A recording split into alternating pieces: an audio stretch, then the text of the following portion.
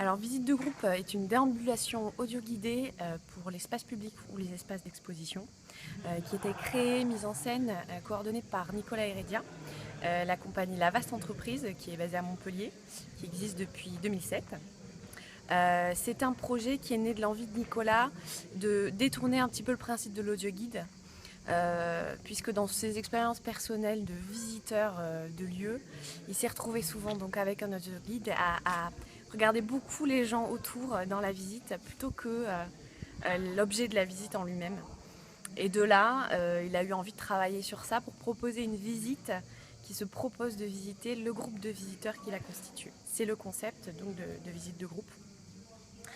Et donc on se balade avec des écouteurs et puis on est accueilli par une voix d'audio guide qui nous présente et qui nous amène à nous regarder un petit peu entre nous, à nous observer et qui va émettre des hypothèses sur ce qu'on peut se dire à ce moment-là et ce qu'on peut partager, ce qui peut nous lier en fait dans le cadre d'une telle expérience et dans la vie en général. Donc voilà, c'est un projet qu'on adapte ici dans les rues de Villeneuve-les-Avignon, dans le cadre de Villeneuve en Seine.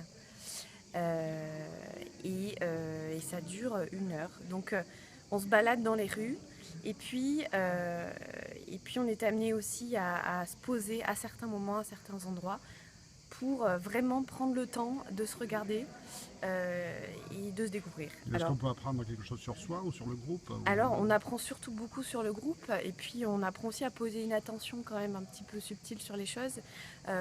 L'écriture de Nicolas, elle est assez subtile puisqu'elle amène quand même les gens à avoir un regard plutôt comme ça, une vision plutôt contemplative en fait sur les choses. C'est assez poétique.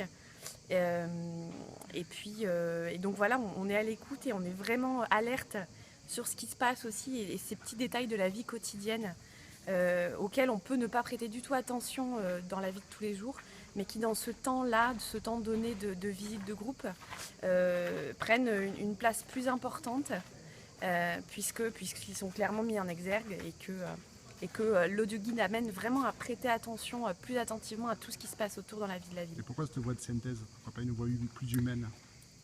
Ça a été longtemps en questionnement dans l'écriture du projet parce que réellement c'est un audio-guide détourné et donc un audio-guide c'est une voix de synthèse. Et puis il y a une certaine neutralité de cette voix-là aussi qui est tout à fait nécessaire d'une façon à ne pas orienter plus que ça en fait les pensées des gens puisque c'est une voix tout à fait neutre. Donc on se l'approprie soi-même et on n'est pas influencé pour observer les choses autour. Sans rien dévoiler, vous influencez quand même pas mal le spectateur. On influence pas mal le spectateur, oui, d'une certaine façon. Oui, bien sûr, hein, il faut aussi l'amener, le guider de toute façon dans cet apprentissage-là et cette observation du groupe. Donc oui, on use de petites choses pour petits stratagèmes entre guillemets pour permettre cette observation. Alors les prochaines dates, on est à Aurillac du 23 au 26 août, à 13h pour une déambulation dans les rues de la ville d'Aurillac, et puis à 16h avec le musée d'art et d'archéologie. Ensuite, on enchaîne à la rentrée avec le CNAR, le citron jaune, et en partenariat avec le musée Arlatan à Arles. Ensuite, on a une date le lendemain au MRAC, musée d'art contemporain à Sérignan.